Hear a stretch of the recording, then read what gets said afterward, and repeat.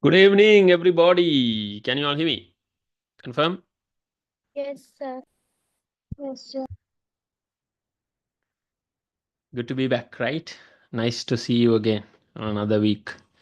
So, who finished the school sports meets and stuff? Anybody already finished, or you're still waiting? Maybe end of this month or next month. What about sports meets? Who's participating in sports meets? Yeah, Uttara, Avanya, and Nishat are my school friends. Oh, nice. Oh, you all are in the same group, yeah? Good to hear that. Which school is it? I forgot. Which school is it, Pude? Bishop's Itu? College. Oh, I like this school. And I like the auditorium, yeah, of your school. I visited that place several times. Yes, the auditorium. It's a very like a popular place, in Colombo. Yeah, a lot of good events there. I still remember. Isn't it? Yes, you like it? Have you been there for events? Yeah? Yes, we were there last month for a concert. Hmm. Did you like it? I liked it, but I haven't been there for quite some time now. Um, Maybe I last visited the place about 10 years ago, I think. There was a concert. Yeah. All right. So, and who finished the sports meet stuff and like that, and then, getting onto track, you know what I mean? Like starting the regular stuff, I'm So by practicing next, for sports meet. you're still It's on practicing. April. You're still practicing. Yes, sir. It's on April. Oh, good, good. Okay. All right. What about the others? Have you finished? When I was in grade 7, I was so keen on the sports meet. I can't wait for the sports meet. So, whenever there's a sport meet, I go and participate in everything. You know, I go run 100 meters, 200 meters. Then, if I couldn't, like, let's say certain years, I got selected, but certain years, no. Then I go on to long distance. Yeah, by grade 9, grade 10, I was a very decent runner. By then, I did my 400 and 800 meters at school. Then relay for sure. All 400-meter relay. Yeah, I was there under 17, grade 10 and 11 both. Then I was a good. I could throw the shot put very well. Even though I was skinny those days, I don't know. I was very fast and I could do the shot put and the javelin also. One year I threw the javelin as well. Yeah, I remember. Okay, so let's continue and let's finish the lesson today. Okay, that is why we are here today. So let's finish the lesson, and next week we are going to have a holiday. Yes? Have you noticed that next week is a poet day? Yeah. So we're going to Yes. finish our lesson today, and next week will be a break, and then we are going to start our unit number 2 after the next week, right? That's going to be on 20th March. Yes. So we will do a little extra time to cover up the lost time. No problem. We will do like 2 hours those classes, and I will upload the new tute by maybe 18th, 17th or 18th, hopefully. Yeah, I'll try to do before that. Okay. Yeah. So the second lesson is a little big, so we will take like a month, maybe a little more than a month to discuss that. Second lesson is the biggest unit, I think, in your syllabus. Yeah. We have a lot of nice things to learn in that unit as well. And I will make our tute will also be a little, hopefully, little longer than. Yeah, I'm doing the final touches on that, so I might add a few more things. So I will let you know once it's ready, fully ready. I will share with you. Okay, right? You can read it when you are free, then before the class, or while doing the class also you can read. Okay, no worries, no tension. Yeah, relax. Okay, so let's get started. And today we're going to finish this. We started culture last week. Then this whole lesson is about that, right? Like, the livelihood or the lifestyle, right? The lifestyle of ancient our ancestors. So their culture is also very important for us to learn. And we Excuse me, also, sir. yes, Uday. Sir, I didn't have time because I had other classes and sports meet practices, so I watched only like half of the recording, only Okay, then you 30 continue with the minutes. recording. Okay, yeah, you have to continue. Okay, so today you stay in the class, but the missing parts you got to watch the recording and cover with it. Okay, you don't miss the recordings. If you what happens if you miss the recordings, like you get lost, because all these lessons, all these parts of the lessons that you are discussing are connected to each other.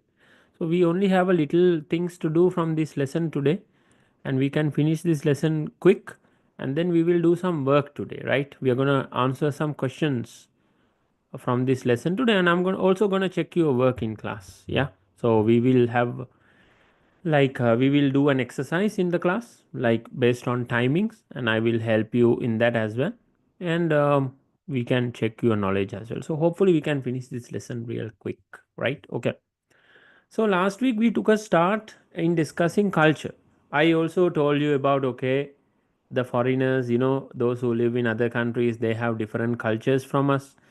And even within our own country, we have different groups of people who follow different religions, who belong to different communities, who belong to different ethnicities. Okay. And then their lifestyle is also different from each other. For example, I told you, like, there are three main ethnicities in the country: Sinhala, Tamil, and Muslim. In addition, we also have other ethnicities like Burgher, Malay. They are also different ethnicities, but we are focused on the three main ethnicities. Okay, three main communities or groups who have different cultures. They are Sinhala, Tamil, and Muslim. Okay, so Sinhala people, they have a different culture, the way they celebrate their New Year, the way they dress, the language they speak, the way they treat others, or say their habits, okay, clothes, the way they dress, and the way they do entertainment, right? Like how they engage in entertainment activities. These are all different from the way the Tamil people live, right? I mean, there are many similarities. Okay, what I'm saying is generally they are different, but there are many similarities as well. For example, Sinhala, Tamil, Muslim, we all respect elders. Okay, we all respect elders and our teachers, our elder people, whoever is like 1 or 2 years elder than you, you still call him big brother, right? Ayya, right? Oh, akka, right?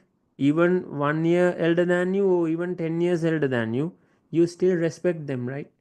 Especially you respect adults, or you respect elders, those who are elder than you, generally. Okay, so that culture is same, no, but that is a tradition. That is common to Sinhala, Tamil, Muslim, everybody. Okay, so there are many common things to learn. Now, rice, for example, rice is the main food. Sinhala people eat rice, Tamil people eat rice, Muslim people eat rice. Rice is the main food, right? No doubt about that. So like that, there are many similarities, or like things, than unlike things, or differences. Yeah, so there are differences as well, like the belief. For example, wide majority of Sinhala people are followers of the Buddhist religion or Buddhism. There are Sinhala people who also follow Catholicism or Christianity as well, right? So similarly, there are Tamil people who follow Hinduism. There are also Tamil people who follow Christianity, or there are Tamil people who follow Catholicism, or they belong to the Catholic religion, right? Or Christian, they are Christians. And Muslims, we see mostly, we can say 99.999% like they follow Islam.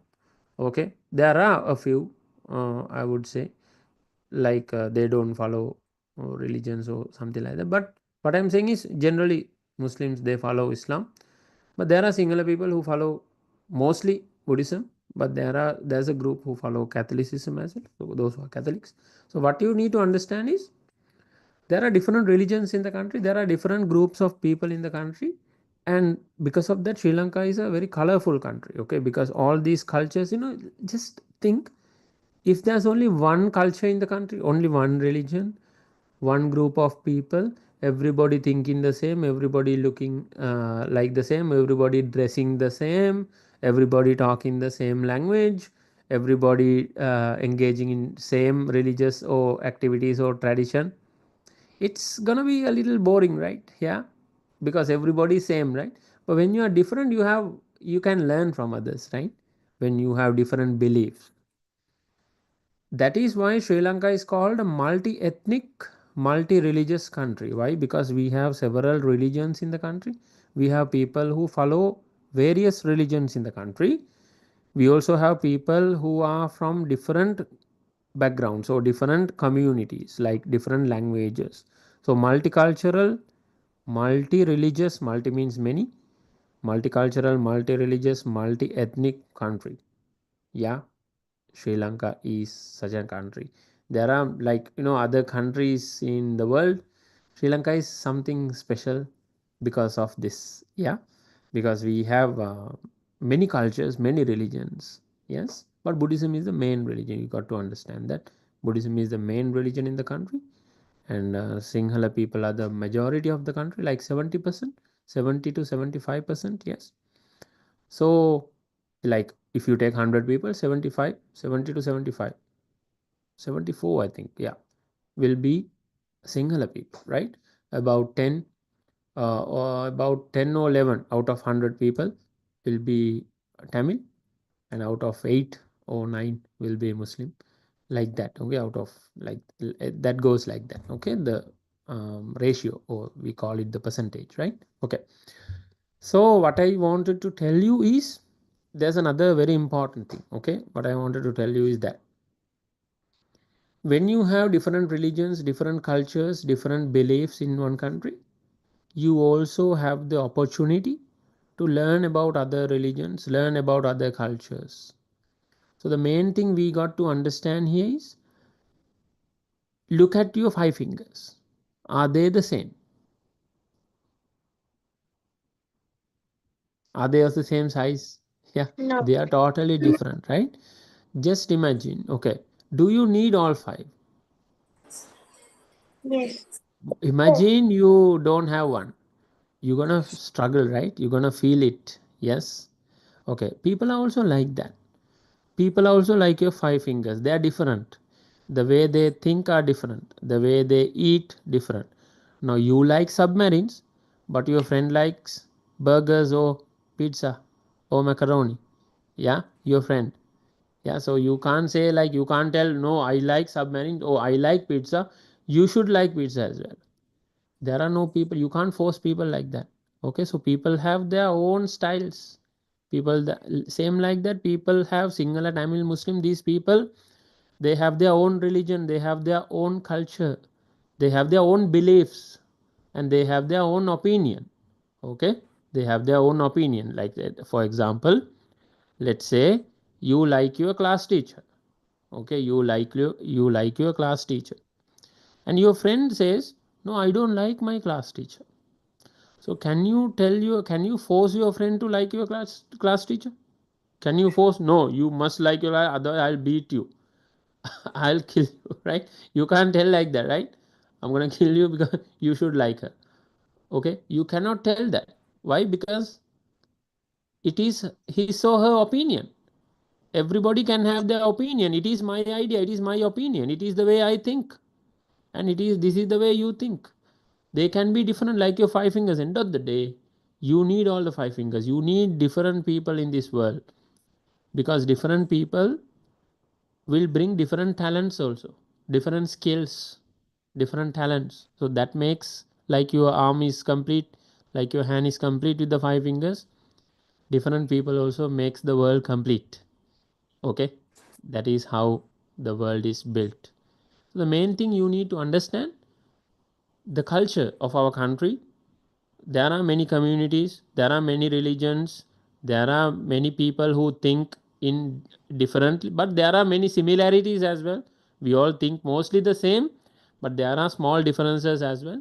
So what you need to do is embrace the similarity. So accept the similarities, accept what is same, and respect the differences. Okay, if somebody is thinking different than you think, respect.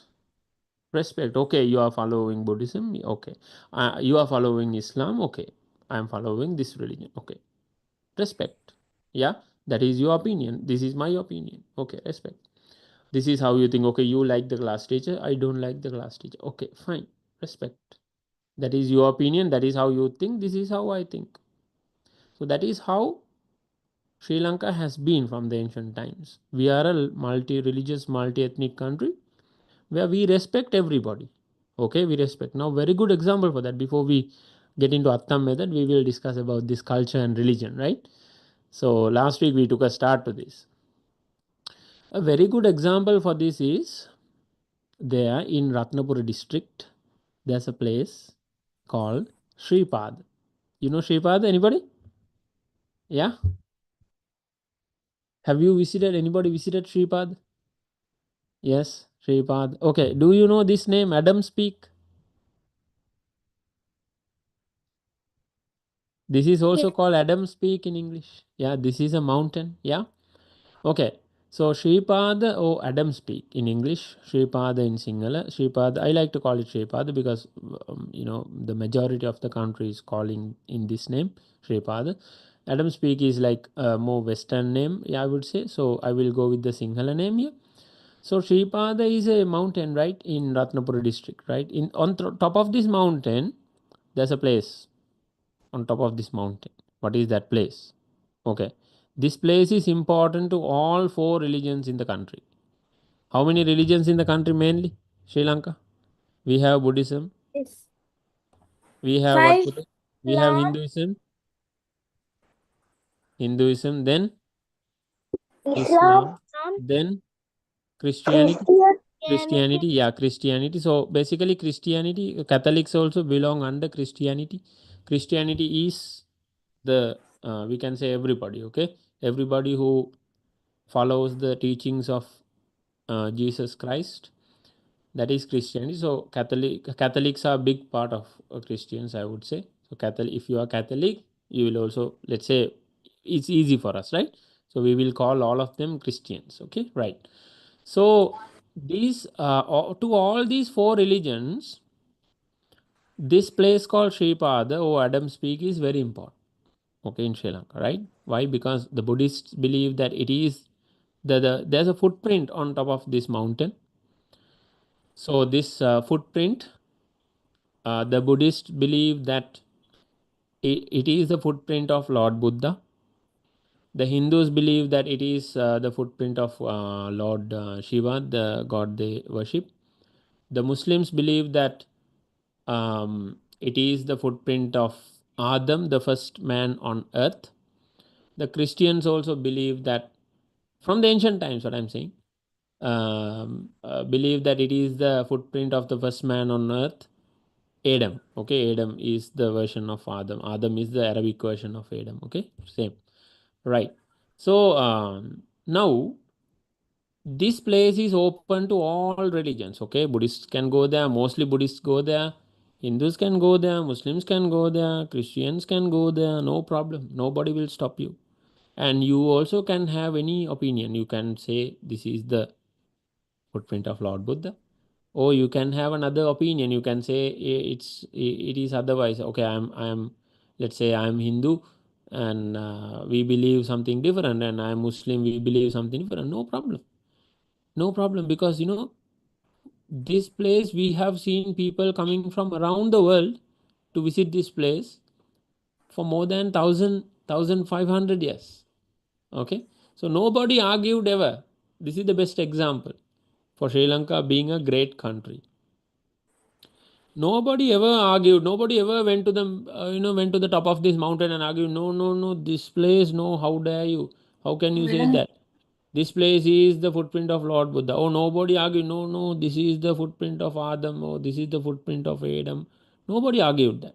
Everybody respected each other. Okay, everybody respected each other when it comes to Shripad or Adam's Peak.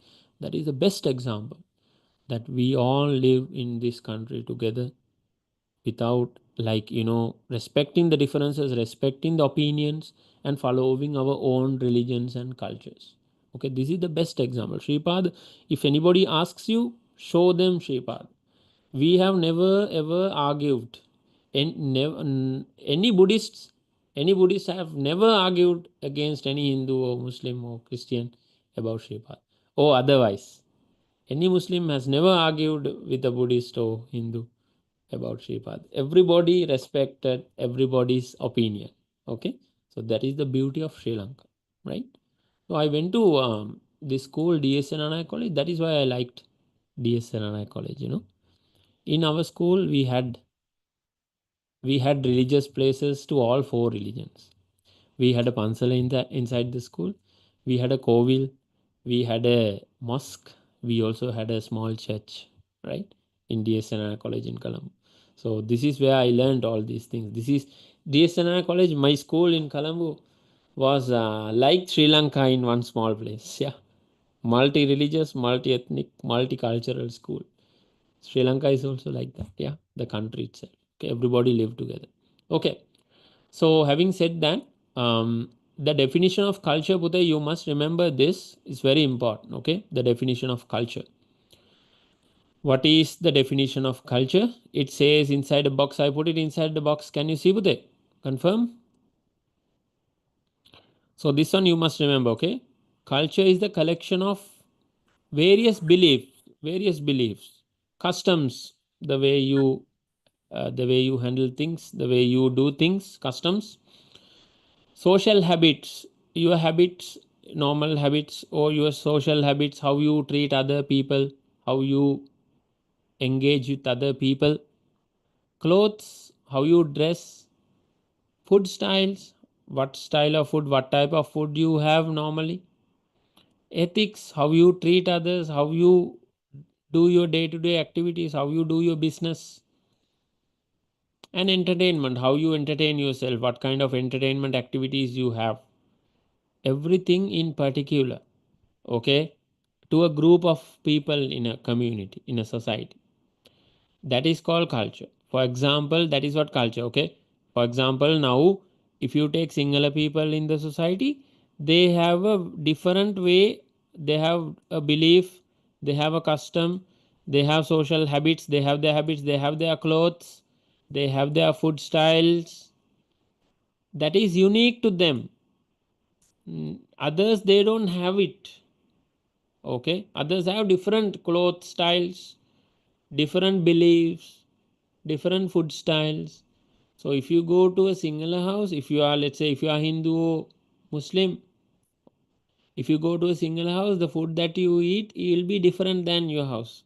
Okay, and singular people same like that. See, if you are Sinhalese, if you go to a Tamil house, the food that you eat will be different.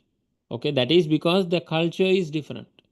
Okay, end of the day, it's multicultural, many cultures in one country.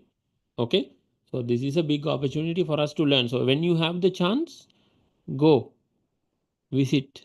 Yeah, visit a house, visit your friends, visit your people you know who are from other religions. Yeah, and when if you are having a lot of friends from other religions, invite them to your place.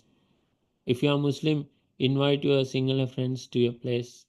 If you are Hindu, invite your Catholic friends to your place and let them experience your culture, your food style, your tradition. Yeah, this is the best way to share our beliefs, our cultures with each other. Okay, so that's about culture. Remember what is there in the boxes very well because they might come in your exam. Okay, so remember. Right. Then we will go to the next one, that is the Attam method. You see, Pute, those days, now Sri Lanka, I told you, is a very, let's say, it's a very united country. Okay, our country, right? People did not fight each other like they do today. Okay, right. Yeah, those days we were very united. Okay, today we fight each other, right? Yeah, you fight with your neighbors, you fight with your brothers, sisters. Yeah, you fight too much today. But in the ancient times, we were all friends, very good friends. We all lived together. How? This is the best example. Okay, let me show you. And this method is called the Attam method. What is Attam method, Pute? Now, Exchange of labor. yeah, correct. Let me explain. Now, let's say you are a farmer, and let's say there are 4 farmers in this village. Okay, one circle is one village, one house. Okay, let's say one house, and this is one family, one circle. So you are a farmer, F, and there are 4 farmers in this village. Okay, so what you do, let's say you have your paddy field to cultivate, so you go and work in this paddy field. Now let's say, for example, no, you have your paddy field to cultivate, so they will come, all these 3 farmers will come and work in your paddy field. So they will help you in your paddy field. And then next time, let's say you are farmer number 1, then number 2 will start cultivating, then you will also go and help him. All 3 will go and help him. So after that, number 3, let's say he also needs help, so everyone else will come and help him, like that. Okay, so what happens here is everybody will help in everybody's farms. So what is saved here? You don't have to pay anything. You don't have to pay anything to anybody. Now today we have to pay somebody, we have to pay something to somebody, no, Pute, to do some work, right? Yeah, let's say you want to hire people to do some work, cleaning or whatever, you have to pay, right? Those days people did not pay. What people did, okay, I go work in your paddy field, you come and work in my paddy field. So exchange of labor. Okay, then we, like, that is how it worked. Okay, I work in your paddy field. When you need, I come and work there. You come and work in my paddy field. No money, nothing given. I'm not giving you money. You're also not giving me money. We only do work and we exchange the work. That is called exchange of labor. So this one in Sinhala is called Attam method. Okay, Attam method is this, right? Okay. This is explained. You can, I explained this already. I'm not going to read this tut here. You can read it when you are free at home. Okay, right. So I have given an example also here, right? Okay, then we will come to another important point, that is marriage. You all have gone to weddings, right? What do you like most in weddings? Tell me. When you visit a wedding, what do you like the most in a wedding? Wedding cake. Oh, cake. Okay, all right. Eat. I know what Zahwa likes. I'll tell you. Okay, biryani. Yeah. Okay, all right. Yeah, is it? Okay, then what else you like about the wedding? I like music. Music. Okay, music. Oh, the party. Yeah, like party itself, the dance and stuff. Yeah. Okay, all right. I love dancing. Okay, you like the dancing part. All right. Okay, I like the eating part, and yeah, literally I like everything about the wedding. Okay, yeah, everything. Yes, cake, eating, and everything. Yeah, entertainment. Yes. Okay, so a wedding is a special occasion, Nupute. A wedding is a special occasion. Now everybody here in our class have gone to a wedding, right? So a wedding is in a family or in a village itself. In the ancient times, the whole village celebrated a wedding. Whole village. The whole village was invited to the wedding and everybody celebrated the wedding. And today we invite only friends and relatives. We don't invite the whole village, right? Yeah, today it's different. But here we are talking about the ancient society, yeah, ancient our lifestyle of our ancestors. So now let's take a look at how marriages took place in the ancient society. So what is a marriage, Bude? A marriage is basically when a man and a lady deciding to start a new family. Yes, that is what we call a marriage. So that is what you celebrate in a wedding. You have a bride, you have a bridegroom. Yeah, like the groom, manamale kilikino, manamali kilikino, the bride, right? So the groom and the bride. Yeah, so they start a new family. So that is a big occasion. That is a big occasion to celebrate. That is what a marriage means. Yes. So here, um, when a new family is started by one man and a gentleman and a lady, for example, then parents, parents have all the weight on it. For example, if you have your very elder brothers, very elder sister, maybe cousin brother, cousin sisters, they might have got married, and then how this worked, and your auntie or uncle, they are the ones who work so hard in the wedding, isn't it? Yeah, you have seen that they do the arrangements, they do literally everything. Yeah, treating the guests and everything, because in the ancient times, even from the ancient times, even today, right, same thing, our traditions did not change much. Okay, so like everybody, like a wedding is like a blessing. Okay, wedding is a huge celebration, is like a blessing. So in the ancient times also, everybody wanted to get married with their parents' blessing. Okay, that's the main thing. So everybody is happy. So the bridegroom or the man's parents or the lady's parents, they all are happy about the marriage, and they all talk to each other and arrange things together, and that is how the customs or traditions happen in the ancient times. So the parents will approve, okay, we like your, so the bridegroom's parents would say, we like your son, to the groom's parents, like the bride's parents, like that. Okay, so here let's say this is this is the bride, and this is the groom.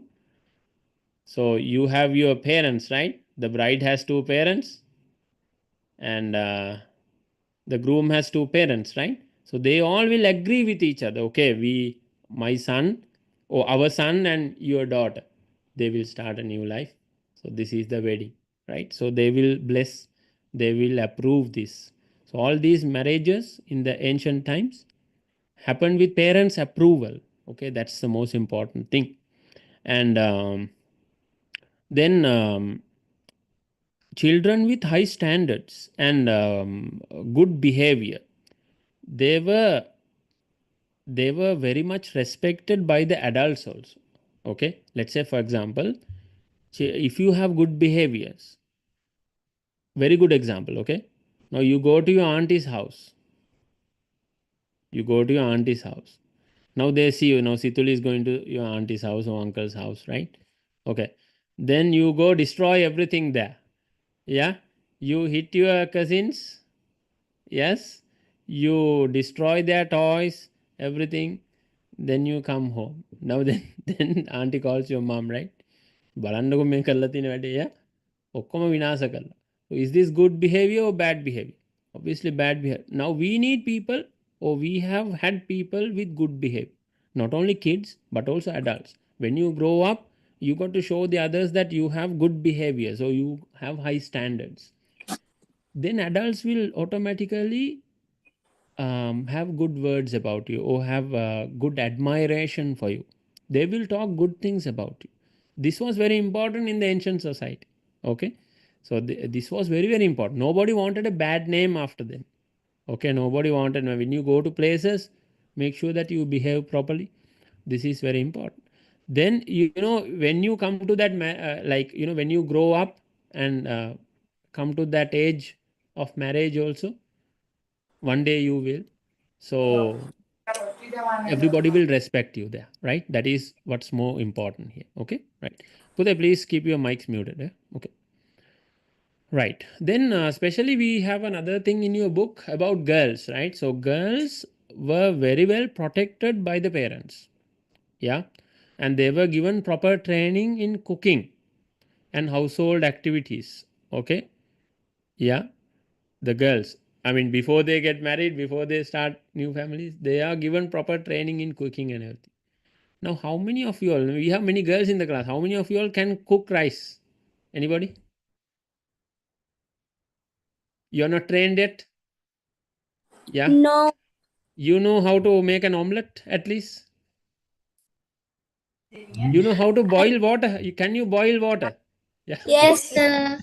All right. Can you make tea? Can you make boil water at least? Yes, sir. Okay. Good. Sir, I can make pancakes and French toast. Not bad. Yeah, not bad. You will learn, right? Now, Pute, everybody is a chef, right? Now, because there's YouTube. Okay. I know only to toast bread. Only that. You don't Yeah. know how to heat up water. No. All right. That one. You're not allowed. Mom would say, no, please leave the kitchen. Don't make it a mess. Karunakala and is that what she says? Yeah, if you go to the kitchen. Yeah, Yeah. Avanya agrees. Yeah, okay. All right, yeah. Please get out, get out, get out because you're gonna make it a mess, right? You will be like, everywhere. Things will be all over the place, right? When you start cooking. But you can learn small things, okay? Yeah. Girls, especially, boys also. Look, when I had to work alone in another country, I had to cook also sometimes, So I also learned cooking. Now, today I can cook rice, curry. I can cook, but I don't cook, but I can. Yeah. Yes. So I also learned. So girls must learn, okay? You must be able to now by grade 7. Now by next year you must be able to do some small things. Make a sandwich, make a dal curry, things like that. Yeah. Boil the rice. Okay, small things. All right. So that's about marriage. So marriage is a special event in the society and this is how the marriages were treated.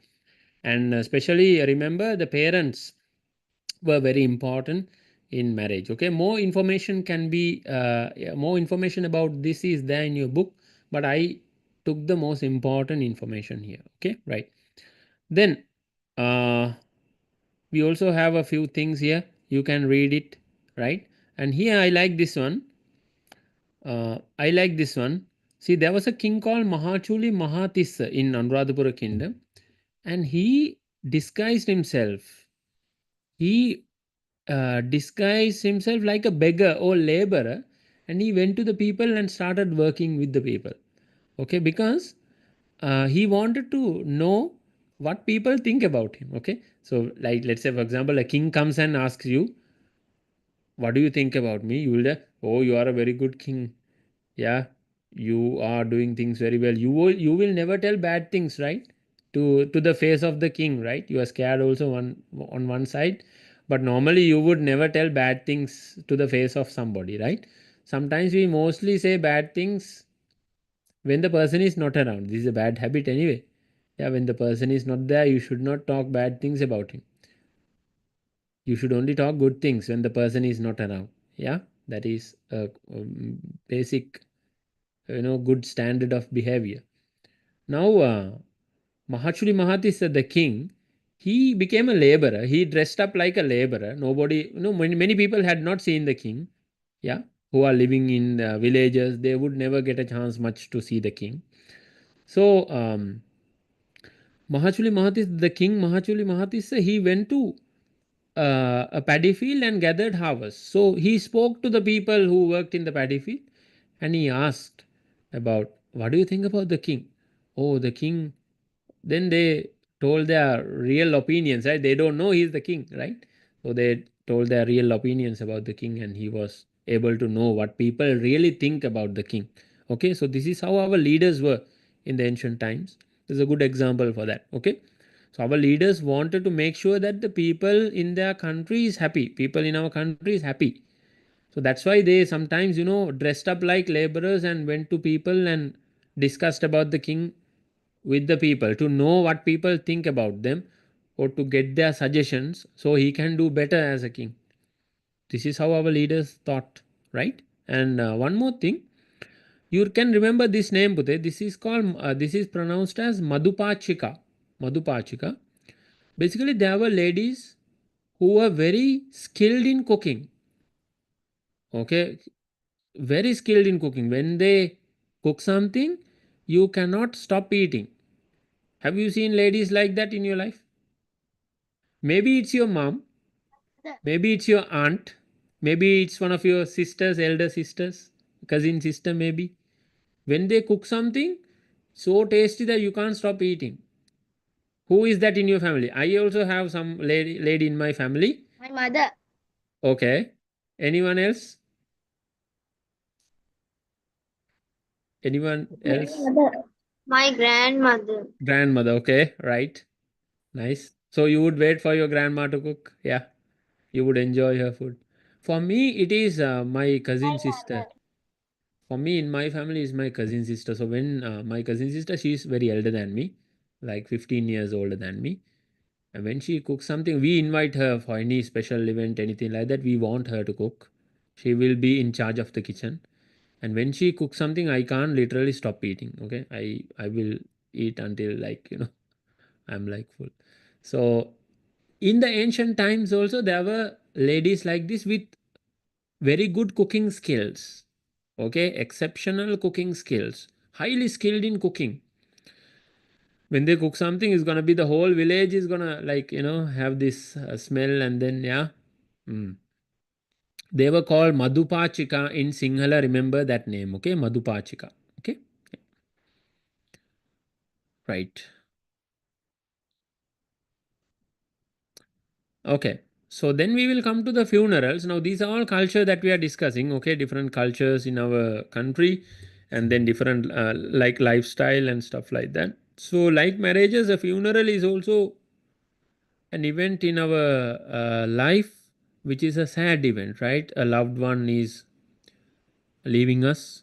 That is what we call the funeral. Yeah, somebody who is close to you is dead. So then you have to do your rituals to that person who died. So different countries have different rituals, okay, when it comes to funerals. So yeah, so you all have gone to a funeral, I believe. Anybody who have not gone to a funeral? I know all of you have gone to weddings. Anybody who never went to a funeral? Are there people here? No? Everybody have gone to funeral houses? Yes. Okay. Because you are grade Yes, 7, sir. I'm asking this. Yeah. Okay. Who's the closest person like you lost? You wanna share? If you like to share, anybody? For me, the My closest grandma. Okay. All right. Yeah, I lost both my grandmothers. Yeah, long time ago. And I lost my dad also. I lost my father 5 years ago. Yeah, he's the closest person that I had lost so far. And I lost my uncles, lost my grandmother's many years ago, lost my uncle's a little kind of recent. Yeah, my aunt also. Yeah. So yeah, so you know how a funeral takes place, right? It's a very sad event, but you have to do your rituals. You have to do your rites. Yeah, when you are attending the funeral. So in the ancient times, in our ancient society, there were different practices in funerals. Okay.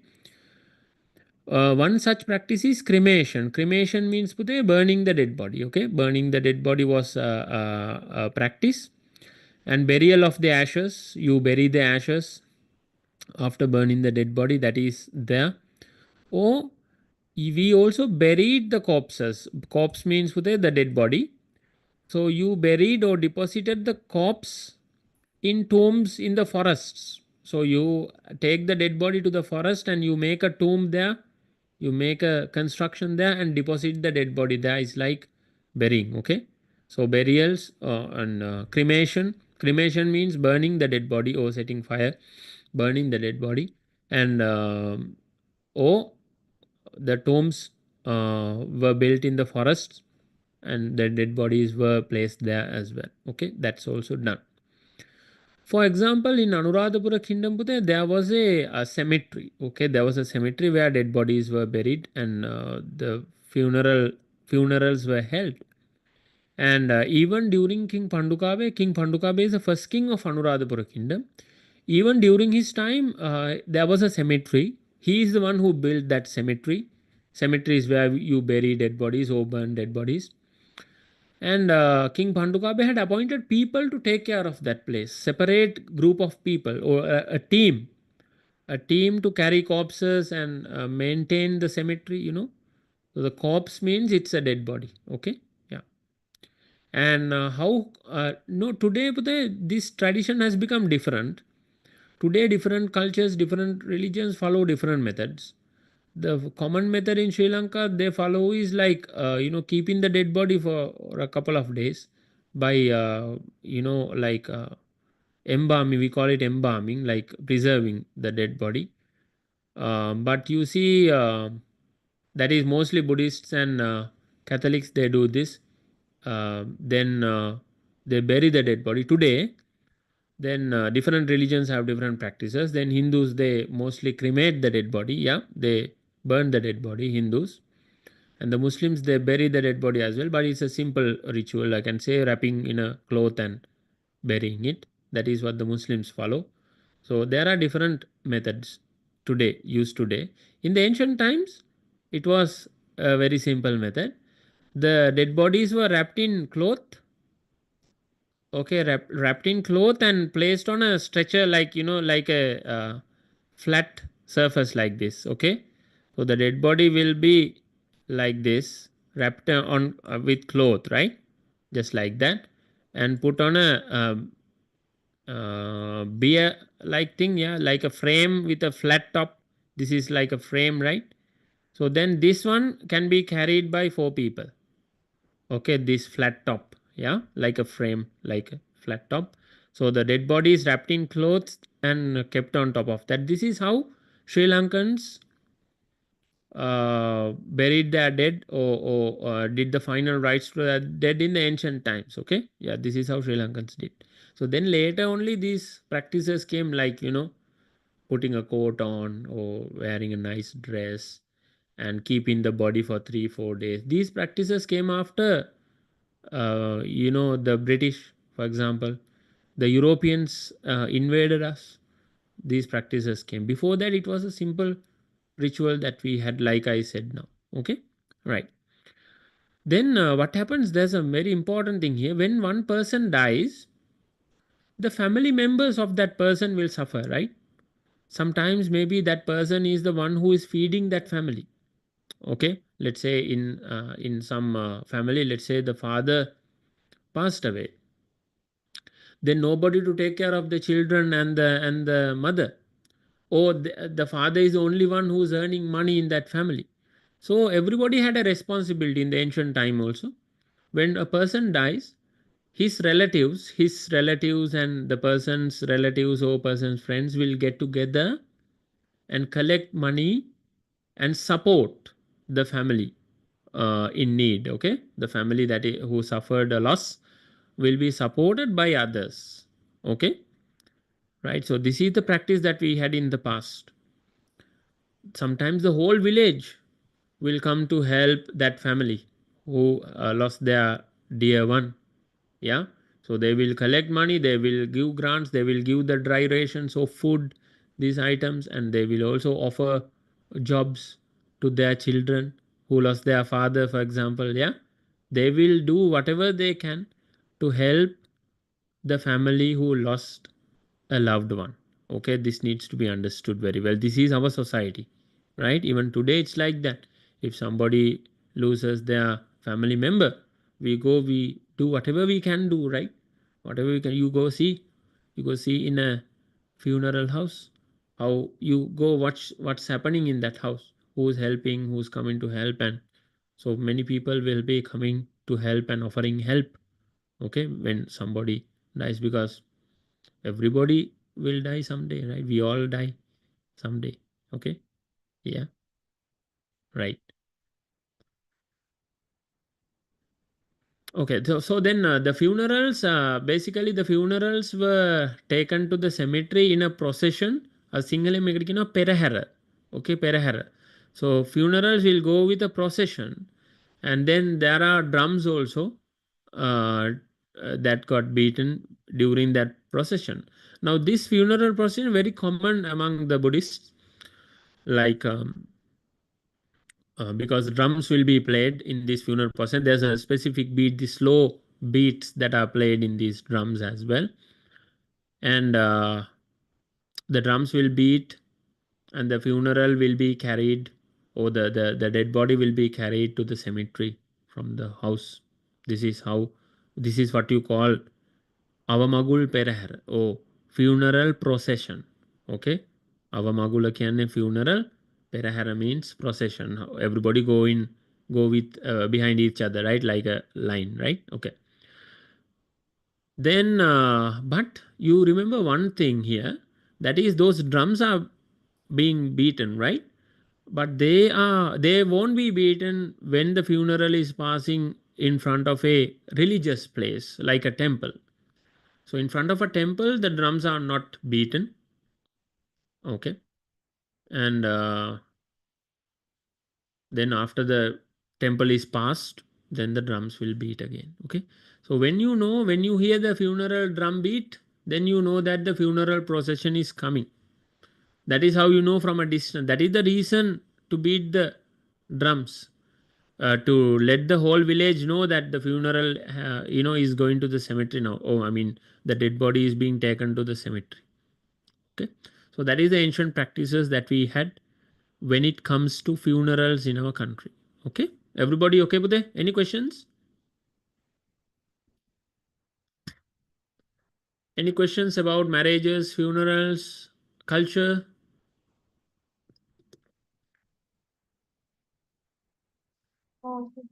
Today, what do you do normally in a funeral? Today you bury, or you cremate also, right? Yeah, many people also cremate or burn the dead bodies. Yes, both practices are there today, but it's different from those days because today funerals are a little complicated, like advanced. Yes, those days it was simple. Wrap the dead body in a cloth, keep it on a flat top. 4 people will carry that to the cemetery with a in a procession. 4 people or supporting people. Yeah, like that. Okay. Excuse me, sir.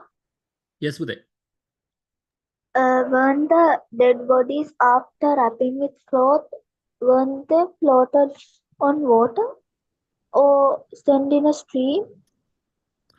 Look, Uday, like I said, different people have different beliefs, right? This belief you are telling were practiced by some people. Now, even today, you can see it in India in some places.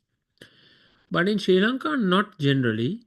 In Sri Lanka, we either buried the dead body or we cremated the dead body mostly. Okay. Yeah. Cremated means you have the firewood and everything set up and then you burn the dead body. Yeah. These are the two common methods. Today you have different burners, right? In the cemeteries, you have these gas burners or electric burners. That is different. Okay. Today technology is different. What we are learning here is the ancient lifestyle of our ancestors, right? Like so many years ago, like let's say 1,000 years ago, how these things happen. Okay. So normally, look, this practice of putting the dead body on water was not done in Sri Lanka. It can be seen in places like India, for example, mostly. Maybe occasionally, some people have done that. This practice more like some Hindu groups they practice this. Yeah, not Buddhists or Muslims. They don't cremate. Muslims don't burn the dead body. Muslims always bury the dead body. Yeah, dig a pit and then place the dead body and close it. The Buddhists also did that a lot, but now we can see both are being done. Either burying the dead body, burying means putting earthing, yeah, digging a pit and placing the dead body inside the inside the cemetery, inside the pit, right? Then cremating means burning the dead body. So today Buddhists follow both. Hindus follow cremation mainly, okay, because of Hindu beliefs. So Hindu people believe that if you burn the dead body, the soul will become free. That is a Hindu belief. So they mostly do this. 99%, yes. Hindus, they burn the dead body. And Catholics, Christians, we don't see burning. Same like Muslims. We see 90 more than 90% of Christians, they bury the dead body. Yeah, they dig a pit and then place the dead body inside and cover it with soil, right? That is called burying. Yes, okay. Buddhists do both today. I'm talking about today. Okay, so I have seen all funerals, yeah, of all 4 religions in the country. I have attended religions. I have attended funerals of all religions. Yeah, so I know how they function. I know how they work. Yes.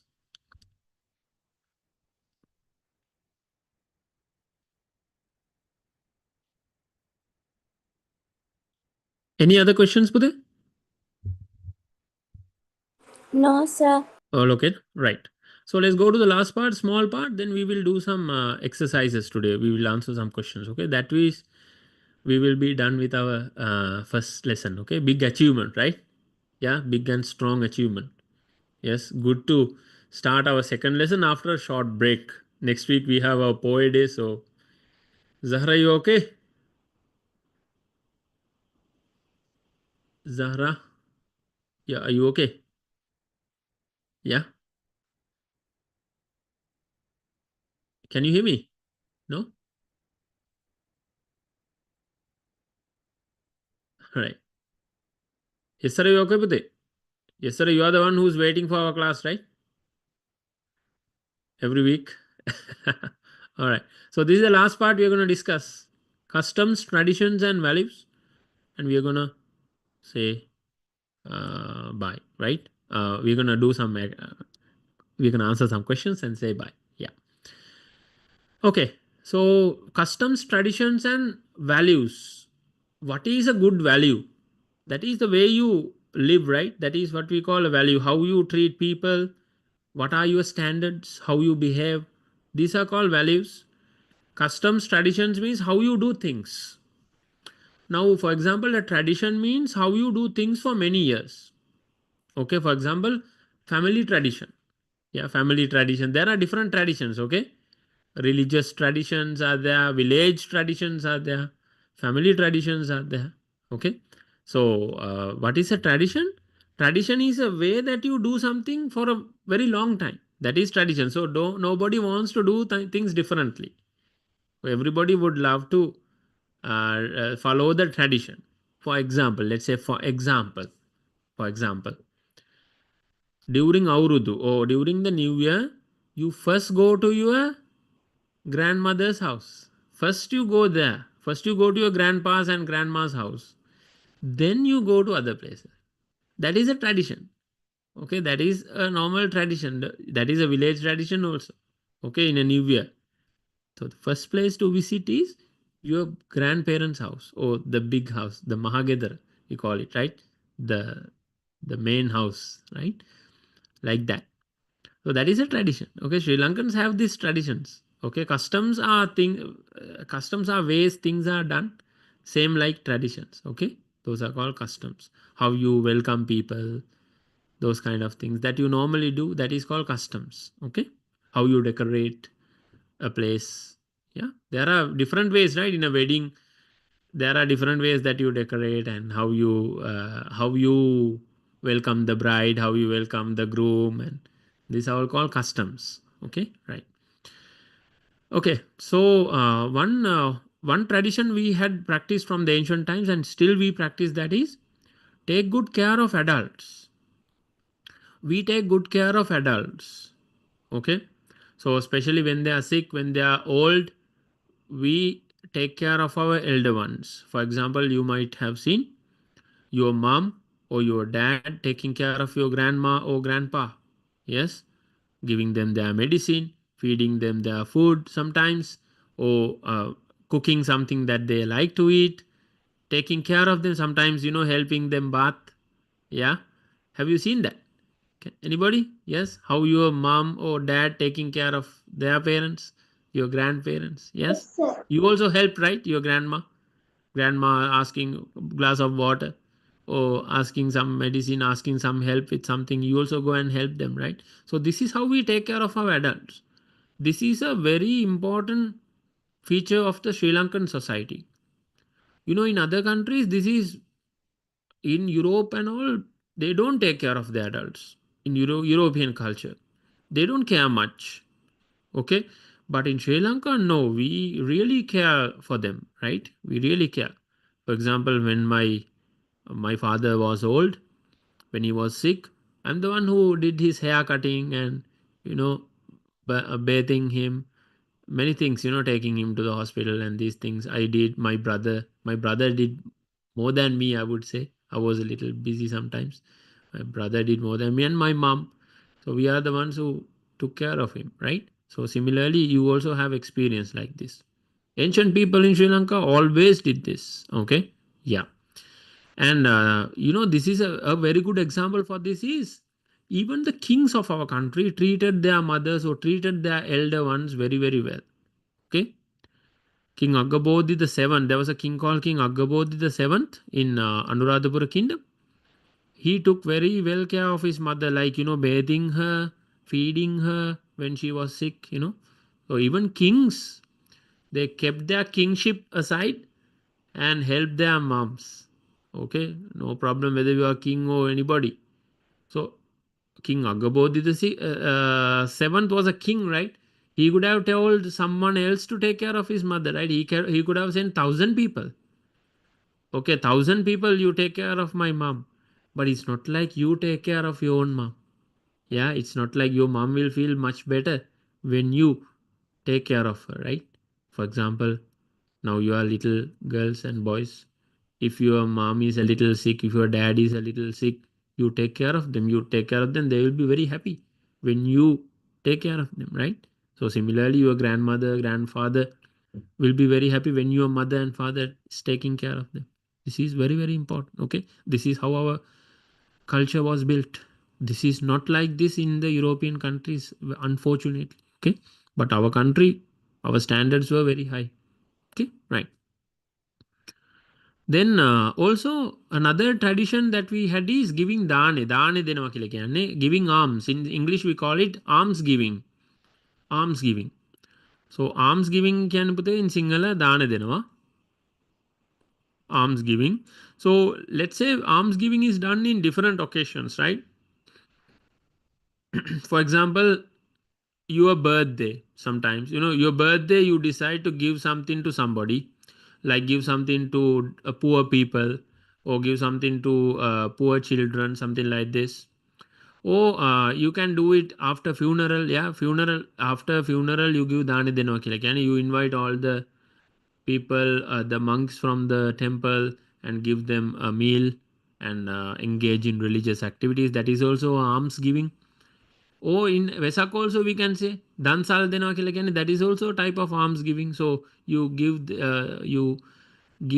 food and everything to the general public. Okay, to the normal people who travel on the road also. So you give alms. So people in the ancient times also gave alms. Always people helped other people according to their capability. I mean, if he is a rich person, he would give more. If he's a poor person, he would give little. Whatever he can give, he would give.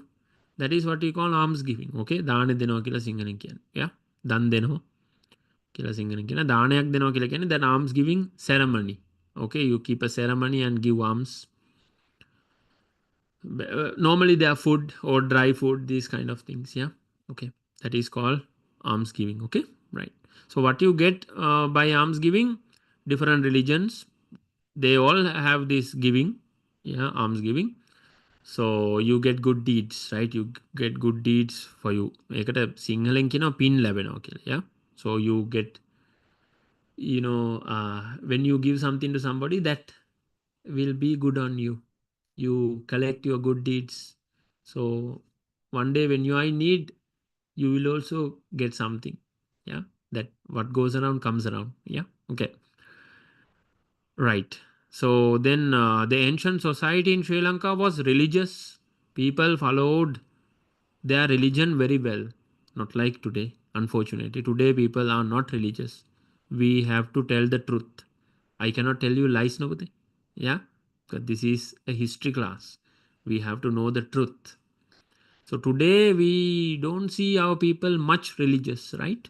Yeah, that is why there are a lot of people doing bad things also.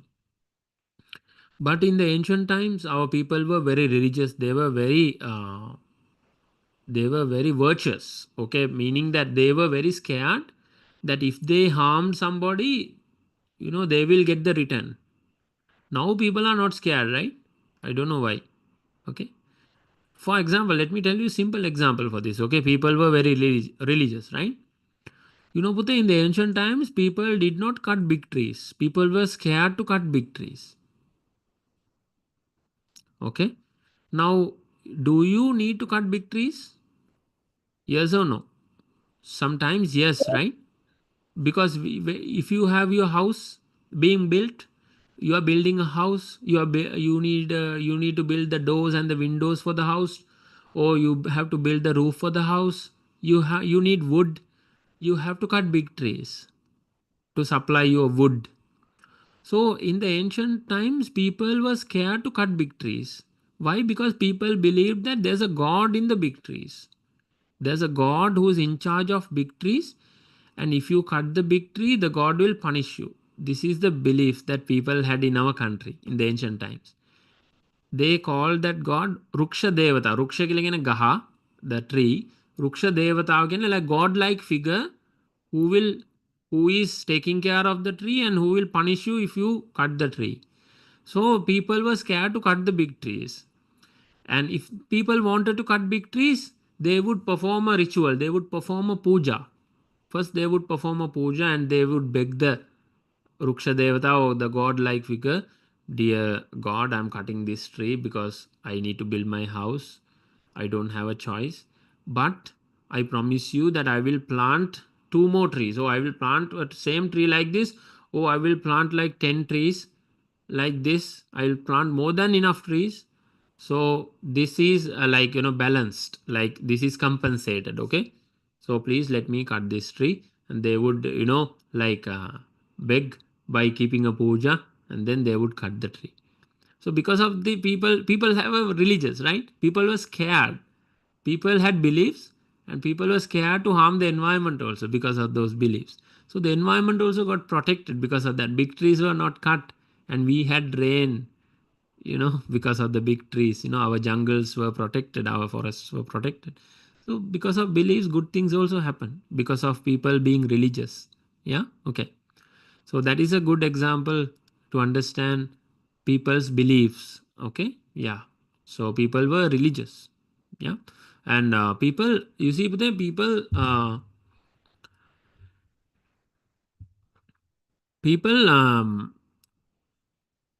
thought 100 times before doing a bad thing, right? Or doing a crime. Let's say stealing somebody's property, stealing something from someone. People got very harsh punishment. Kings also gave harsh, very, very strong punishments. But at the same time, people were religious. They knew about the religion. Buddhism, Hinduism, Islam, whatever the religion you followed, people were more religious in the ancient times. Yeah. So they were scared to do wrong things. They knew if you steal, you will get punished. Sometimes by the king, sometimes by God. Yeah. Sometimes by karma, as they call it. So that will come to you. Now people are not scared. Now that is why you see a lot of stealing, lot of killing, lot of crimes happen because people are not religious. That's the main reason. Yeah. Okay. So that's it about this lesson. And this is a boring lesson, little bit, but we managed to complete it somehow. Yeah. It's a little boring, to be honest. But the coming lessons will be very interesting because we have to learn about kings, their stories, what they did, and the wars they fought, and stuff like that. Okay. So it's going to be interesting from the coming lesson. This lesson is a little boring.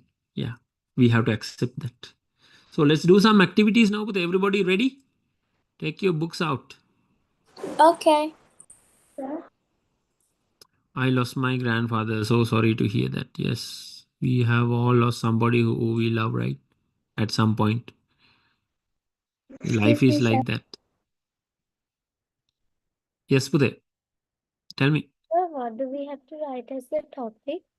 I will tell you, okay? We didn't start it. Wait. You can say questions from unit 1. Yeah, we'll write that. Excuse me, sir.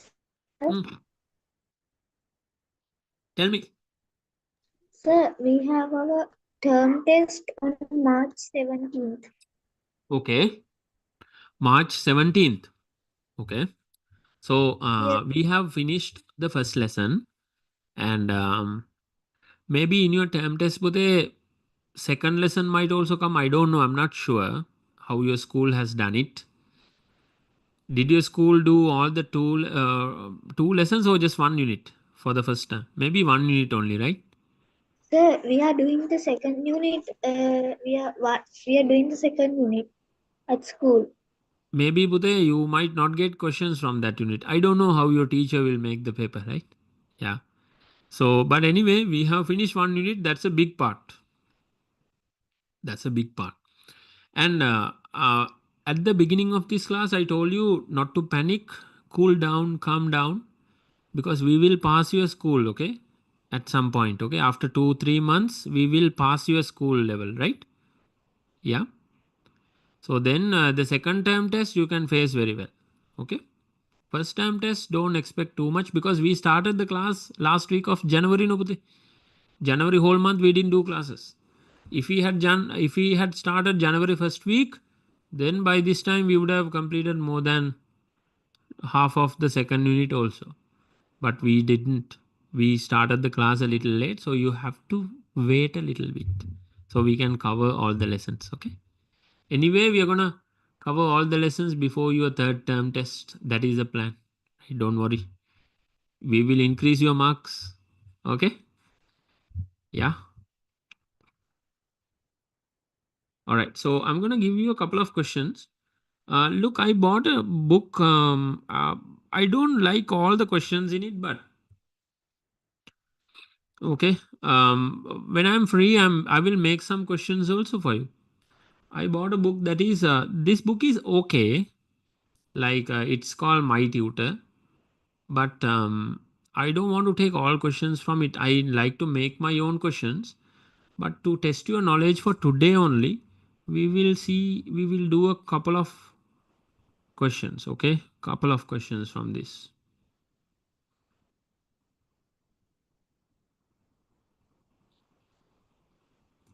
I will modify these questions and write on the board, right? You can copy them in your notebook.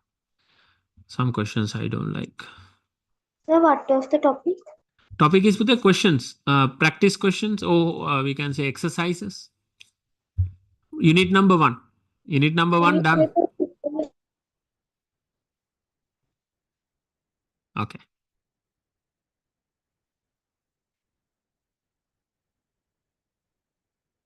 Here's the first question.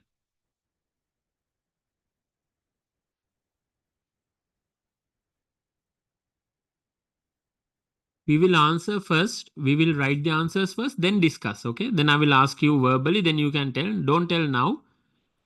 Everybody do alone, right? Okay.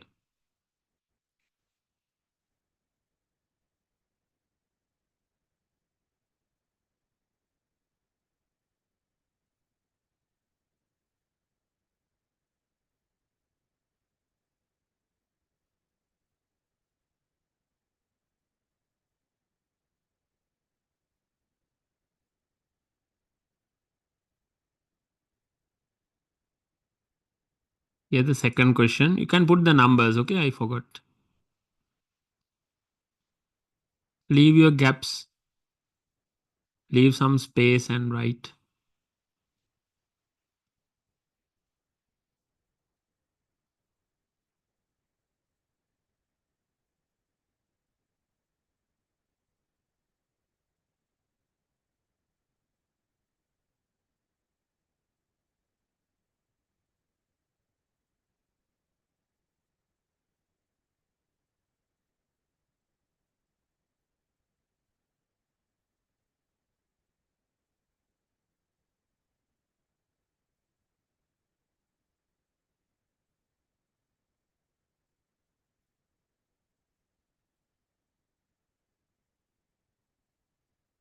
Only 5 questions for today. Okay. This one we will do slowly, right? For the second question, how many should we write? Okay, you will write the 2 types of cultivation here, right? Let's say you Second, will write like this. Yeah, I'm coming there. So you will write two types of cultivation here, right? So you will write the two types here. Same like that, you will write the two types here. Then in front of that, you will write how water was obtained to those. Okay. Got it, Pude? You got it? We will write, I will tell you after that, yeah? You, let's do like this. You do it first. You try and do it. When you feel like we'll do like this, you do it, no problem. And I will tell you the proper way, then you will learn. Yeah? First thing is, let's try it first. Okay, better. Try and try, one day you can fly, they said. So let's give it a shot. Let's try. Let's try our best and leave the rest. Yeah. Okay. You want more questions? Situli needs 100 questions, he's saying. Is it true? Situli? Munsif, you okay, Bude? Yes, sir. Sharwin, you okay, Buddha? Your brother is in our class, no? Anika also. Anika is the name I forgot. Anika, you okay? You Alina's sister, yeah?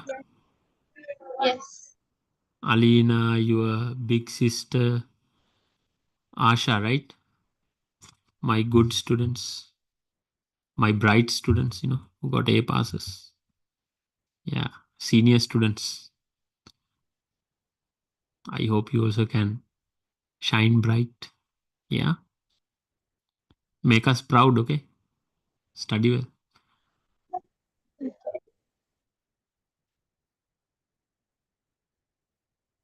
Munsif, you okay, Bude? Everybody okay? Yes, sir. All right.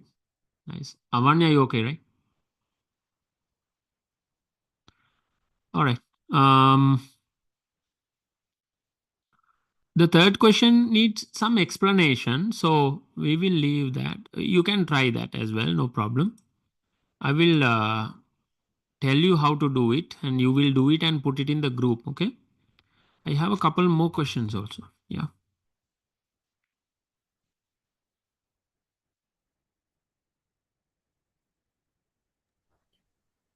Sir, should I write the answers for the first three questions?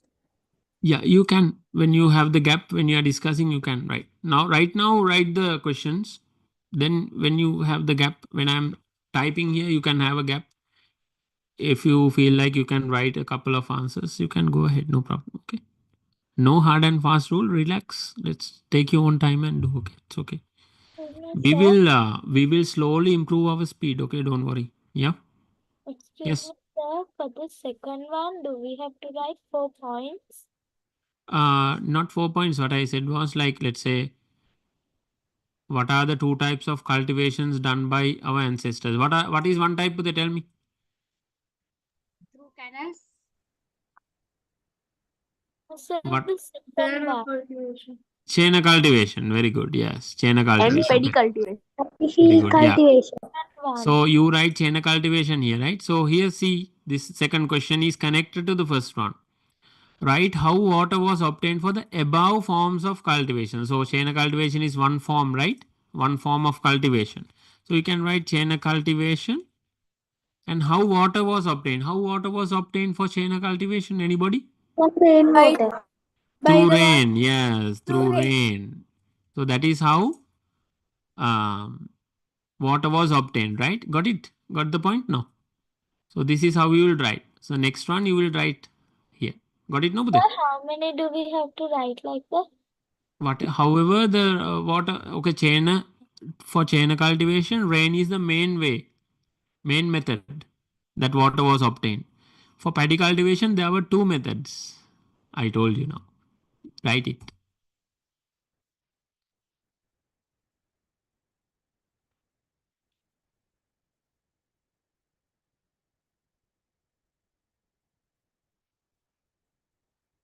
We will discuss the answers. Don't worry. Okay. Yeah. But you write first. You have to try because you know in the exam nobody will explain you the questions. In the exams nobody is gonna come and teach you the answers. So you have to try now. Then we will discuss. Then you will learn more, right? That is how we will do things. Oh, if I teach you the question, if I explain you the question, and if I explain you the answer, That is not interesting. First you do it. Okay, right.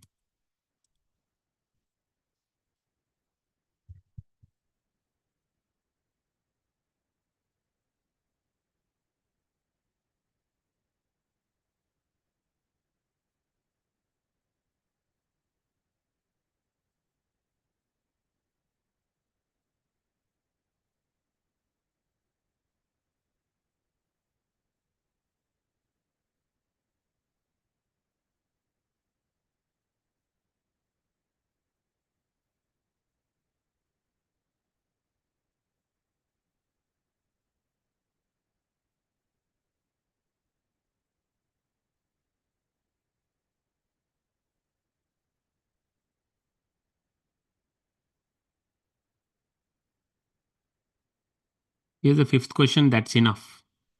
We will answer. We will discuss more questions later. Okay, when we have time. So today we finish the lesson, so we will do 5 questions and say bye.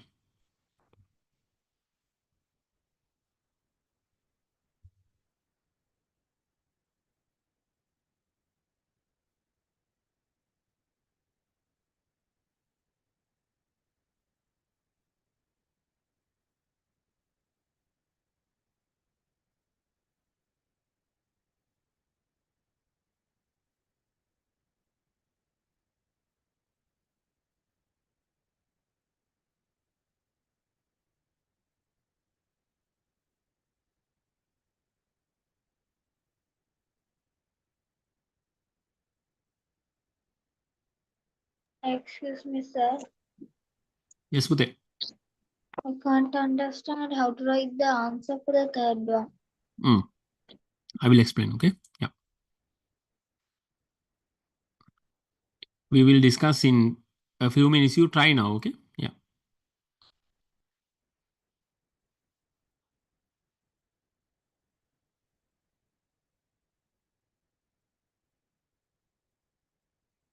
You try the other ones, no, Pute? Try the other two, 4 and 5. I will teach you third one.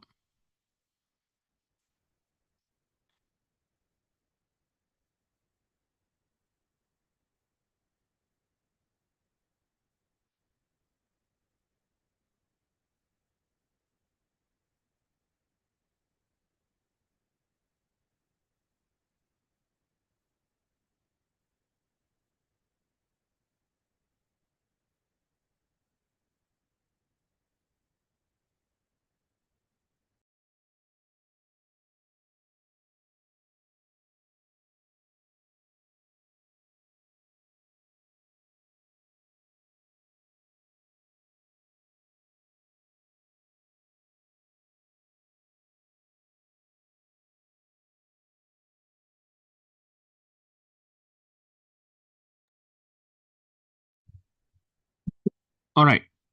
So we'll discuss a few answers. You can also do that in Sir, your can you free give time. me only 2 minutes? Yeah, take your time. It's okay. Yeah, we will discuss the answers after 2 minutes. Yeah.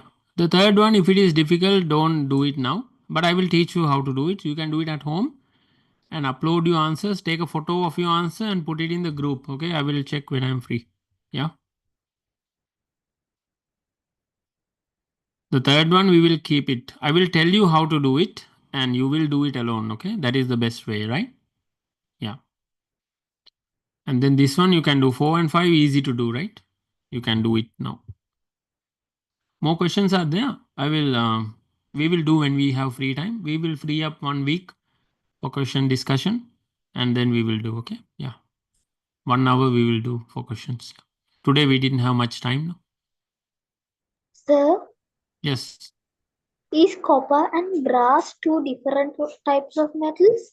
Yes, brass is when you mix copper with another metal like zinc, for example.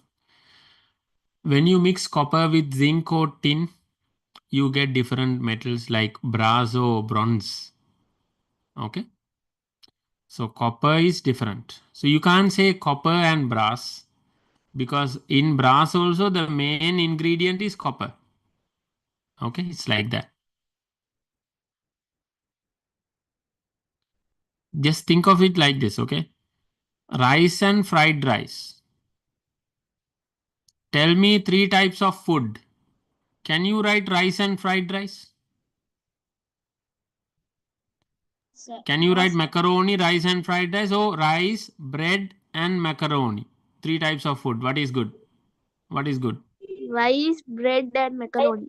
Okay, not rice, fried rice and nasi goreng, right? Not that, right? Yeah. Why? Because fried rice you make out of rice, no? So brass is also like that. You can write bronze and brass because brass is made out of bronze. You mix bronze with some other metal, then make brass. It's like you mix rice with vegetables and some oil, then you make fried rice. Okay, something like that. Understand? Yeah, got it? Understand, Budhe? Everybody. Who had that Finish. question? Got it, no? Sir, I asked copper or brass. Copper is the main metal. Copper or brass, copper is the main metal, but you can't write both, okay? Because both are basically brass is made out of copper, so that is like rice and fried rice, okay? But copper is the main metal. So you can write copper. Brass is also not wrong. It's okay because brass is made out of copper, so you can't write both. That's what I was telling you. You can't write both, okay? You can write one of them, but I would prefer copper because Excuse me, sir. yeah. I completed my work. Good, but they will discuss later. Wait a bit. Anyone else? Excuse me, sir. Yeah. I'm done writing all the answers Very good. to the questions. So when you're discussing, should we mark it? You can mark it, no problem. But you can also send me in the group. Yeah, I can check your work. No, in the group, take a photo, take a snapshot, and upload it to the group. Yeah. Okay. So let's discuss now. Those who couldn't answer, you can answer. Yeah. More questions are there, so don't worry. Okay. I couldn't answer the third one. It's okay. I will tell you how to. So you will do it, right? Okay. So the first question. What are the 2 types of cultivations done by our ancestors? Chain cultivation and what is the other one? Paddy field? Paddy field cultivation. Okay, paddy cultivation is also correct or paddy field cultivation is also correct. So I So will you write paddy can also cultivation. say highland cultivation and wetland cultivation. It's okay. No problem. You can say highland cultivation and wetland cultivation. But better to say chain and paddy because they are the commonly known as that. Highland cultivation. When you say I'm doing highland cultivation, nobody would know. Can you say I'm doing wetland cultivation? Oh, people would know better when you say I'm doing paddy cultivation. Okay, meaning that I'm a rice farmer, right? Like that, right? So it's So I easy like wrote this. both names, highland cultivation, chain cultivation, both. That is the best way. That is the best way. Okay, that is the best way. You are right. So what I would do is, if I am you, I will play the game smart. Okay, sometimes you play the game with your brain also, right? Sometimes you don't, you become smart a little bit. You got to use your brain a little bit. So what I'm going to do is I'm going to use my brain a little bit. So I'm not going to stop in chain cultivation. I'm within brackets. I'm going to put highland cultivation. Okay. I also did the same, sir. Very good. Well done. Well done. That's my student. Everybody should think a little smart like this. Okay. Yeah. You will learn anyway. Yeah. So paddy cultivation is going to be wetland cultivation. Or you can, if you are scared of brackets, you can also use the slash. Forget the brackets and use the slash. Chain cultivation. Slash means O na pute. Chain or highland cultivation. Both are same. Paddy cultivation or wetland cultivation. Both are same, right? You can use either the slash or the brackets. One of those two. Okay. Yeah. Right. Then write how water was obtained for the above forms of cultivation. How water was obtained? How they got water? How the chain of cultivation or chain of farmer got rain. water? Through rain. By Exactly. rain. By rain or through rain. Yes. Then paddy cultivation, how they got taught? Through Paddy wells. cultivation. Tanks and Canals. tanks and canals. From water Okay. Rain is one method. Or we can write rain later. Mainly tanks. Tanks Yeah. and canals. Okay. The thing is, tanks are connected to canals. So here's the tank. Here's your paddy field. Okay. Now to carry the water from the tank, this is the tank. Okay. This is your tank. Weber. This is your paddy field. So to carry the water from the tank to the paddy field, you have a canal. Okay. So anyway, the water is taken from canals, even if it is coming from a tank. Okay. So the best way will be tanks and yeah, not wells, tanks, and we built something across rivers. You remember I told you that we block the rivers using what, Pute? Dams. So we call them anicuts. Okay. So we can write dams or anicuts built across rivers. Okay. So that is one method. And you can write rain also, but it is a weak answer because rainwater was not mainly used for paddy cultivation. Mainly the rainwater was collected in the tanks and that water is used. So obviously it is rainwater only, but we call it the tank water because we collected them in tanks. Okay. So that is the main method. You can write rain also here, no problem. But these two answers are very strong. Tanks and dams and anicuts.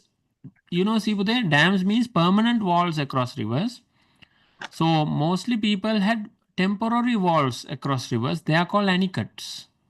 Temporary, you build the wall temporary. When you need water to the paddy field, you put the, let's say you build a temporary wall across a river and divert or change the direction of the water to your paddy field. So you dig a canal, short canal, and then take the water to the paddy field. Okay. So that is how people supplied water to paddy cultivation.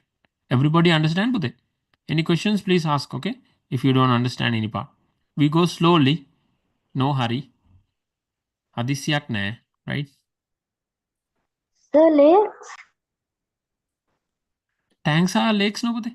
Tanks are like, big water bodies, no? Yeah. Tanks are man-made, like huge ponds, right? Man-made huge water masses, okay? They are called tanks. Not your Apico water tank, okay? On top of your like house, if you have any water tank, that tank is different. These tanks are huge agricultural tanks. Okay. Have you seen tanks? Anybody? Who has seen tanks?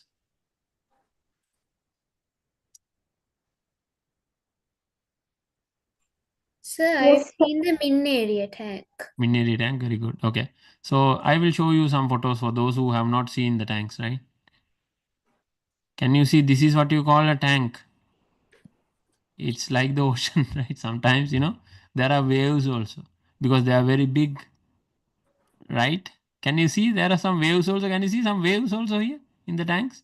So this is one of the biggest tanks in the country, Kalavav, right? When you go towards Anuradhapura, you can see that little close to Anuradhapura. So Kalavav, you see even the waves. Yes. In ancient times, like these tanks, they have built or it has come naturally. It is built, man-made, artificial. Okay. You know how you build a tank? Don't know. Let me tell you, okay, how you build a tank. You see, you choose okay, before we have this question, right? Okay. You can choose a hilly area like this. Let's say now this is a hilly area like this, hills around this area. Okay. There are like hilly areas. Okay. What you can do is you can build a wall. It is called a bund. So you can put soil and build a tall wall, right? Can you build a wall, around one area? Can, no?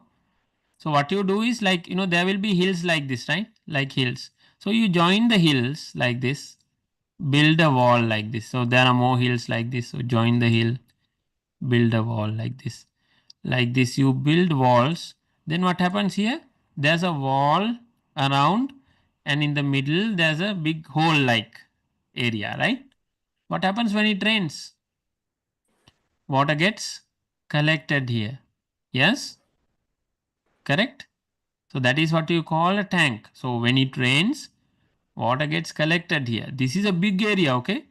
This distance is maybe like this distance between these 2 points is about 2 kilometers. In big tanks, more than that sometimes. Okay, 2 kilometers between these two, and 3 kilometers, 5 kilometers like this. These are huge, right? So when it rains, the rainwater gets collected in the middle. It becomes like a huge pond, right?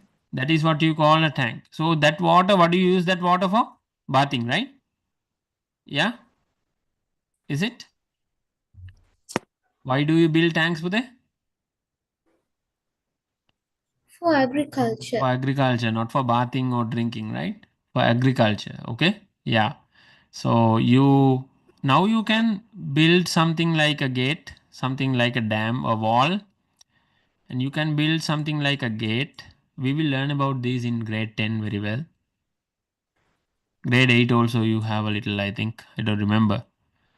So what you have is you have an opening here. You can open this gate and let the water, now you have collected a lot of water. You can let the water out to a canal. Now this canal can take the water to your paddy field. This is your paddy field. That is how a tank works. Got it now there? Yeah? Your water goes like this then. So the water can be stored here. The water can be saved here through rainwater. You can save a lot of water here. That is how a tank works. That is how you build a tank. You select a hilly area, you join the hills and build a bund like a wall. So behind that wall, the water gets collected. Now water cannot escape because the walls are tall. The walls are tall, right? So the water will fill until the height of the wall. Yeah, that is what you call a tank. You can also build one. If you have a garden, you can also try to build a small tank. You can get some, soil and everything. You can make a nice small bund and put some water from a bucket or something maybe. Yeah, you can't wait for the rain, right? Okay. Then that water would not go, that becomes a muddy puddle. Yeah, like a muddy puddle. Okay, so muddy puddles, right? Muddy puddles also don't go dry, no? After 2-3 days of rain, sometimes rain stopped like 2 days ago, but the muddy puddle is still there. Have you seen that? Yes, like the muddy puddles, right? So tanks are also like that. Tanks are huge ones like this. So when it rains, it collects the water, and even after the rain stops, it will be there for months. Okay, for 2-3 months, it will be there until the next rain comes. So you can make use of that water. So you can see the sizes of these tanks, right? You can see they're huge. Can you see these tanks? Yes. Sometimes they are like, they look like oceans also, right? They're so big. Yes. Okay, so these are some photos of tanks. That is how you store water for paddy cultivation. Okay. Yeah. All right. Then let's go to the next question. Everybody okay now? First 2 questions discussed. Everybody okay with it? Any questions? Okay. Next I'm going to answer 4 and 5, then come to 3. Okay. 3 will be your kind of your homework. No? Right. What are the 2 types of trade existed in Sri Lanka? What are the 2 types of Internal trade? trade and external trade. Internal, very good. Internal trade and external trade. So when you are writing something like this, I'm asking you to write 2 things, no? So the best way to write that is one under the other. Just like this, okay? Put 2 bullet points, one under the other. Excuse me, sir. Yeah. I wrote it like I put internal trade and wrote trade within the country like that. It's Is it okay. wrong? It's fine. But I have not asked you to explain anything, so no need. Just write what are the 2 types and just write the 2 types. No need to, Okay. no need to describe. If they ask you write and explain, or something like that, write and explain briefly something, then you can write what is internal trade, what is external trade. Here we are asking only the two types of trade, that's it. Okay. Name 3 metals used by various craftsmen. 3 metals. Gold, iron, and gem.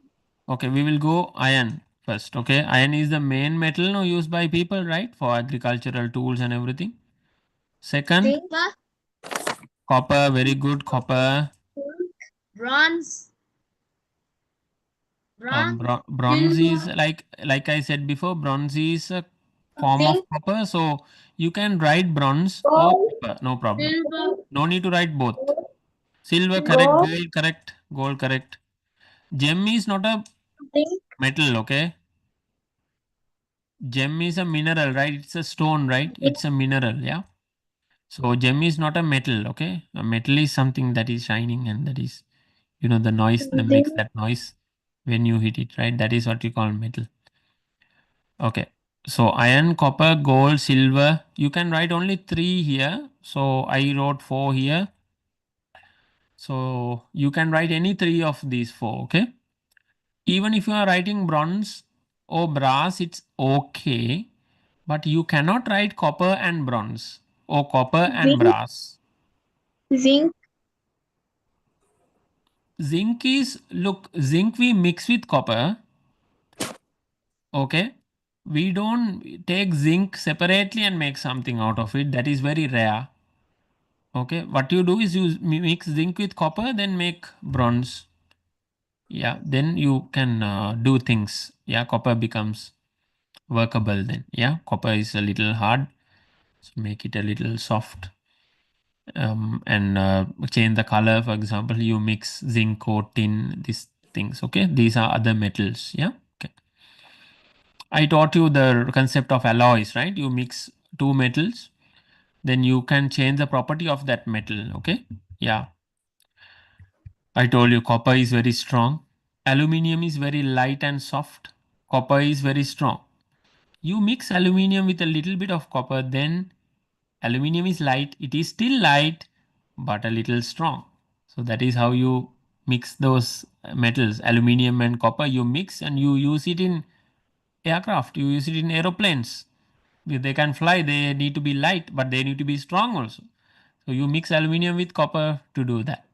Same like that, you can mix 2 metals. Okay. Yeah. Right. Okay. Now we'll come to the third question. That is the biggest question, right? I gave you. Explain how a channel land is prepared for cultivation. Now my question asks you to explain something. Oops, what happened here? I can't copy that. When I copied that, something else gets pasted, I think. Anyway, so explain how a channel land is prepared for cultivation. Here's the question. Explain how a channel land is prepared for cultivation. Now we have to explain something. How do you explain something? Tell me. Okay, let By me ask you a question. Okay, let describing me it. ask you a question. You got late to come to school. Explain me the reasons. How you explain now? You got late for school. Explain. Sir, I will say that I overslept. Just I overslept. That's enough. Or like you're gonna explain it a little bit. What do you think? That's not an explanation. That is not an explanation. Okay. All right. Let's take another example. Okay. Maybe you are getting late to school is a little too simple example. Let's take a little serious example. Okay. Right. Now a friend of you stole something. A friend of you was trying to grab something out of your hand at class. Maybe your water bottle, something like that. Then you were fighting. You were kind of grappling with each other. Then you know something happened and like she dropped the bottle or something happened, and then when you were fighting with each other she slipped and then knocked her head in the wall, or now she is injured, he or she is injured. Now your principal has called you. Now the principal is asking, okay, explain what happened. How are you going to explain? Tell me. She tried to take my bottle and I pushed her. That's it? Yeah. Okay, so why did you push her? Right, there comes the next question. Yeah, how can you push her? Why did you push her? Okay, anyone else have a She better bullied me explanation? she bullied me through taking my bottle to make me angry. Okay. All right. Is that how you would explain? Tell me in real, like a real scenario, how are you going to properly explain something to someone? You're going to explain from the beginning, right? You're going to explain from the beginning. We just finished our interval. And I was sitting and I was actually studying because, the next period was maths. And our maths sir or teacher had given some homework. So I was basically trying to do my homework and I was looking for my water bottle, but only to see that the water bottle is missing. But this girl, like whoever it is, like next to me, was drinking water out of it. So I quickly grabbed the bottle and I started, I pulled the bottle. Then she pulled it back, but then I lost control and she lost her balance and she knocked her head in the wall. You got to explain something cleanly like this from the beginning. So you do, like when you're explaining something, the person should not ask questions. Okay, what happened next? What happened? No, you have to explain it like a river flowing from the beginning to the end nicely. So you don't, no need to ask any cross questions because everything is explained properly. So you got to explain everything from the beginning in a nice manner. How you will explain in one go? You will explain something in one go. You won't explain a small part. Okay, this is the first part of the explanation. And you would wait, you would take a break, come back, and then second. No, you don't do like that. You explain something in one go. The question asks you to explain something. So you write an explanation. Or if the question will ask you to describe something, describe what is chain cultivation, you will write a description or you will write an explanation. Here I am asking you to explain something. Explain how a chain land is prepared for cultivation. How are you going to start this? You're going to write it in a paragraph now. That is what you call an explanation. How are you going to start this now? Yes. How a chain farmer prepares a chain land for cultivation. Now think. Take your time and think. How are you going to start it, Pude? Say you are a chain farmer. What are you going to do first? First, he gets the land from the forest. Yes, exactly. You write like first, the chain farmer would choose a land. Use your own language, okay? It's okay. Choose a suitable